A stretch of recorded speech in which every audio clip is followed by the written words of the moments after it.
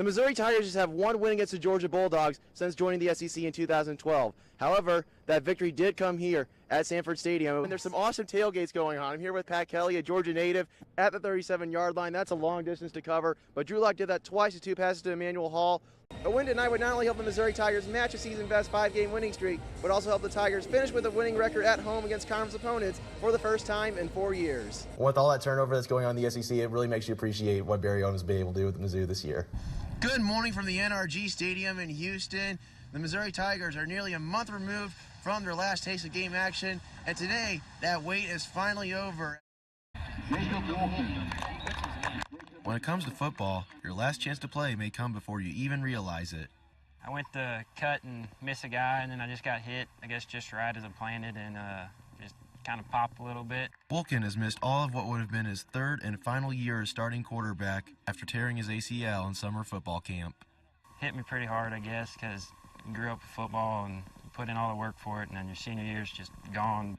Wolken has not been medically cleared to play this season, but on senior night he captained and started one final game for the California Pintos. I took the pads off after I got hurt, and I never really put them back on until that night. The Pintos let the clock roll and took a delay of game penalty, but emotions, hugs, and tears followed soon after. I tried to keep it together as long as I could, but being out there with the guys again, it just kind of got to me. California's first-year head coach stood behind his decision to start Wolken one final time. Last year I had a kid have a similar thing happen to him during the jamboree. He got hurt, never really got to experience it throughout, and I remember walking off after senior night going, I wish I could have gave him something more. It was a familiar transition that allowed Wolken to earn all conference and all district honors in the last 2 seasons. He had to step up and be a quarterback when he was a sophomore because one of the seniors got hurt then. The injury hits home for Wolken's longtime friend. I could feel for Jacob because last year my season was ended the first part of the season, and I just know how that feels. It sucks. And his father, who works the chains. I started my freshman year because somebody else in front of me got hurt, and then started, the other 3 years also. And then my senior year, I broke my ankle, so same thing. Yeah. Throughout his recovery, Wolken has still been one of California's most active leaders. When he got hurt, he was still coming to practice and still doing things to help out the team. Jacob and the rest of his senior class are kind of laying the foundation for what we want California football to get back to being. And, he's a prime example of that, just coming here, doing what he can. Wolken eyes a possible return to basketball and a full recovery by baseball season, but hopes his legacy with athletics carries on even longer in his hometown. I can look back on my experience and say that I just put it all out there and did everything I could while I could. I hope some little kid somewhere sees that and they grow up and play hard and just take the game to heart, because it can be over before you know it. Joey Schneider, KOMU 8 Sports, California.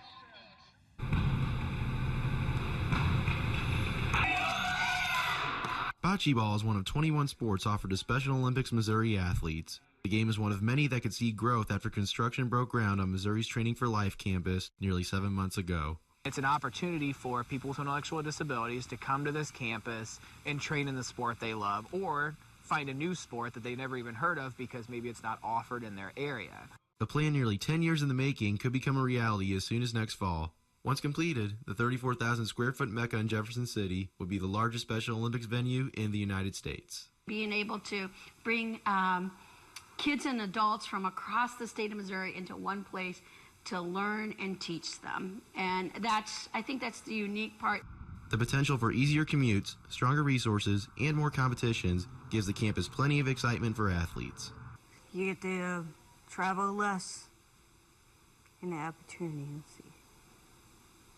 You meet new mentors and help them out. In recent years, Special Olympics had been limited to an annual athlete leadership program and a yearly summer camp at various mid-Missouri schools. A lot of times we struggle getting practice facilities. Right now we just have one camp a year for a solid week. But with the new Training for Life campus, instead of just having that camp once a year, we can have that camp on a smaller scale, but have that camp maybe 20 or 30 times a year. While Central Area serves athletes in 30 counties, the new Special Olympics campus has an opportunity to make an impact beyond mid-Missouri. The people within the Jefferson City area are going to be astounded as to what we can do with this campus for not just our 15,000 athletes that we have around the state, but the 100,000+ people with intellectual disabilities in the state who aren't yet involved in Special Olympics. Joey Schneider, KOMU 8 Sports, Jefferson City. It's hard to imagine making much out of a football season that started 1-5, but the Tigers proved many doubters wrong, riding a 5-game winning streak into the Battle Line rivalry today. Now to the ice, where it's NHL All-Star Weekend in Tampa Bay. Tonight, it's the NHL Skills Competition pitting two St. Louis Blues against one another. A little more than a month remains for the Missouri Tigers to improve their tournament odds. And after a big road win over Alabama on Wednesday, the Tigers would face another tall task hosting the number 21 Kentucky Wildcats, a conference foe they have not beat since joining the SEC.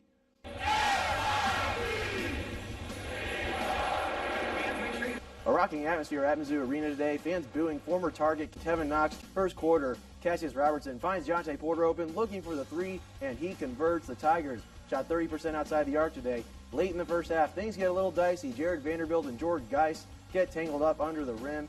Both assess technical fouls, but Vanderbilt also given a flagrant. Coach Calipari, not a happy camper for that one. But some great defense from Mizzou in the first half. They hold Kentucky to just 18 points. And it's a season low for them, an all-time low under Calipari for the first half. But the Wildcats make an early push in the second half. Shai Gilgeous-Alexander with the easy layup. Kentucky moved within 1 point a few times, but Mizzou doesn't mess around any longer. Cassius Robertson finds Porter, who knocks down the three. And in the same sequence, next possession, Kevin Knox turns over the ball. Porter finds it and is going to take it the distance, coast to coast. Right after that, Knox keeps having some troubles on the defensive side. A highly contested three as well. Tillman picks up the rebound. He feeds it to Robertson, and he's going to find Jordan Barnett wide open. He absolutely drills this three. Barnett steals the show in the second half. Another three here, and he's going to finish with 16 points. The Tigers win their first game over Kentucky, 69-60, and move back to 500 in conference play. After the game, Konza Martin and Jordan Barnett spoke on the victory. It's a great feeling. I think it's good for our guys. Because, again, there's been some tough years. Great win for our program, for the university, for the state of Missouri. I just think it's a fun game to be a part of. I'm not treating this one any different just because of the name on the jersey. You know, it's every time we win, it means a lot. We just came in, we competed, we defended really well, held them to 18 in the first half. So, just our level of competitiveness has gone up a whole lot, and I think it's showing on the court.